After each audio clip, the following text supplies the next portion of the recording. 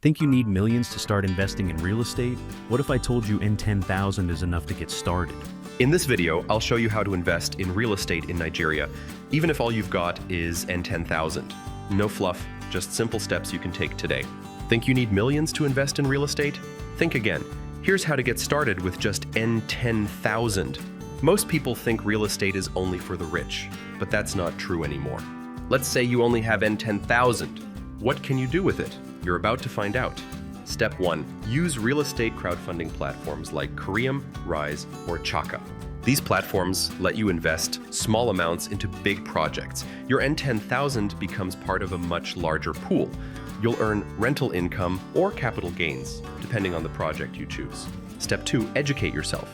N10,000 can buy an ebook or course on real estate in Nigeria. Step 3. Join a real estate cooperative. Members pool funds to buy land or build properties. Land banking is also an option. Buy land in rural or developing areas with potential growth.